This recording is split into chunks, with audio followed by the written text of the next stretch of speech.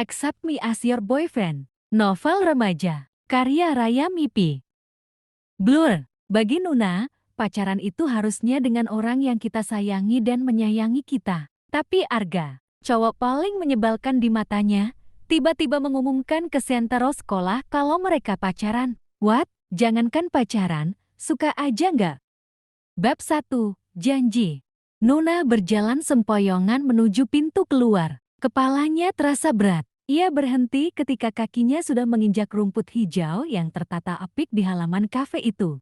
Nuna baru saja merayakan kemenangannya mendapatkan juara pertama dalam lomba band tingkat SMA. Sebagai vokalis band, ia patut berbangga diri. Maka dari itu, ketika sepupunya band menyarankan untuk mengadakan pesta di kafe miliknya, Nuna pun mengiyakannya begitu saja. Tapi seperti kebanyakan pesta, selalu saja ada yang usil menambahkan alkohol ke minuman. Padahal, Nuna sudah mewanti-wanti sebelumnya ia tidak mau ada yang aneh-aneh. Seperti orang bingung, Nuna melirik kiri kanan. Ia berharap bisa menemukan mobilnya karena pandangannya mulai melemah. Saat itulah, pandangan Nuna berhenti ke satu titik, di mana seorang cowok yang ia kenal sedang bertengkar dengan seorang wanita tua. Mata Nuna fokus memperhatikan mereka, seperti penonton yang penasaran dengan adegan selanjutnya. Entah kenapa, Nuna jadi tertarik dengan apa yang mereka lakukan. Mungkin hanya penasaran saja.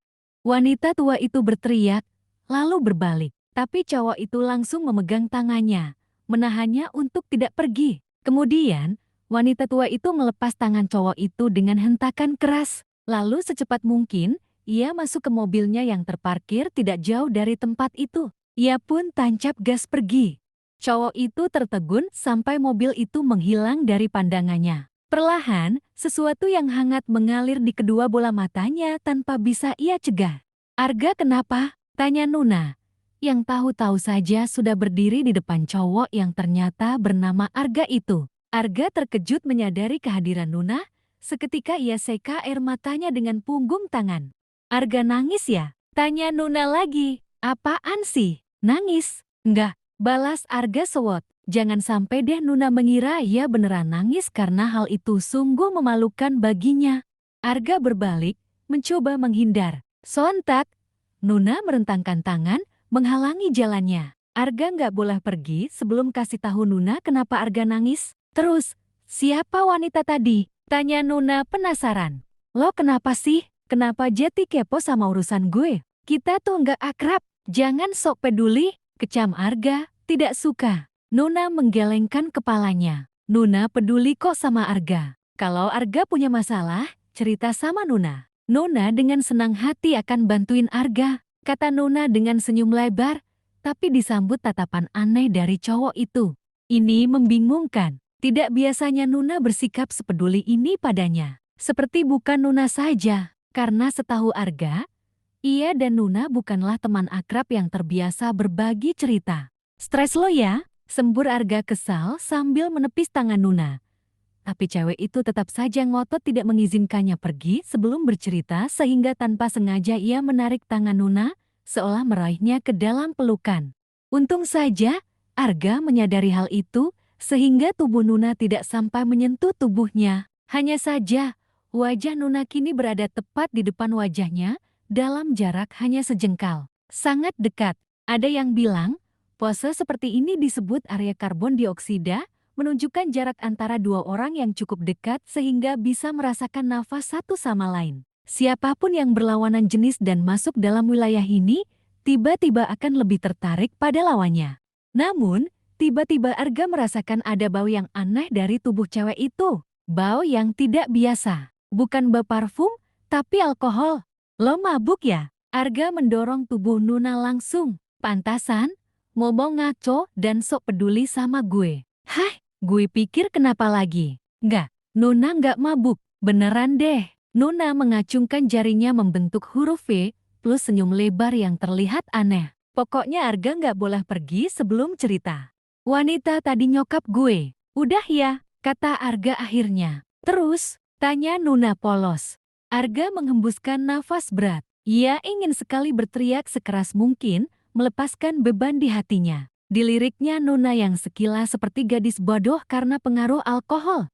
Nyokap baru aja ninggalin gue dan minta gue untuk nggak lagi mencarinya ataupun menghubunginya, kata Arga mulai bercerita. Nuna diam mendengarkan. Karena bokap gue udah nikah lagi. Jadi nyokap pengen gue tinggal sama bokap dan istri barunya. Padahal gue pengen tinggal sama nyokap, bukan bokap. Nyokap gue nggak tahu. Gue ngerasa sendiri di rumah itu karena bokap sibuk sama ibu tiri gue. Gue seperti dicampakkan. Nuna masih diam mendengarkan. Gue ngerasa sendiri di dunia ini, nggak punya siapa-siapa dan nggak ada yang peduli sama gue. Arga menunduk lemah. Bersamaan dengan itu, ia merasa lega. Rasanya seluruh beban di hatinya hilang seketika setelah selesai bercerita. Selama ini, Arga tidak punya tempat berbagi keluh kesah. Tidak ada yang pernah menanyakan Arga kenapa.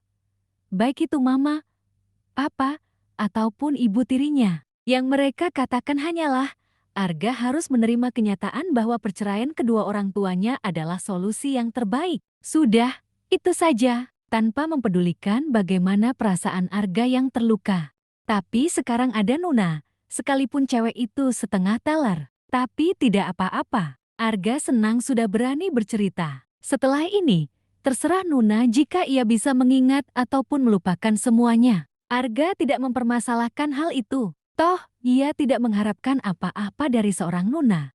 Arga nggak sendiri, kan ada Nuna. Komentar Nuna dengan senyum manis. Arga nggak perlu sedih. Sekalipun semua orang di dunia ini nggak peduli sama Arga, sekalipun semua orang di dunia ini ninggalin Arga, tapi Nuna akan selalu ada di sisi Arga. Nuna janji nggak akan pernah ninggalin Arga, apapun yang terjadi. Nuna menunjukkan jari kelingking. Janji, tambahnya dengan sungguh-sungguh. Arga menatap bingung. Kata-kata Nuna itu seketika menciptakan sesuatu di kepalanya, sebuah harapan. Gua nggak nyangka, alkohol bisa mengubah seorang Nuna Cassandra jadi gadis bodoh, polos dan sok manis seperti ini. Gumam Arga setengah tak percaya. Arga pun menautkan jari kelingkingnya ke jari cewek itu dengan enggan. Nuna menyambutnya dengan senyum manis, sangat manis, melelehkan hatinya seketika. Namun, tiba-tiba Nuna merentangkan tangannya lagi, meraih Arga ke dalam pelukan tanpa sempat ia menghentikan ulahnya itu.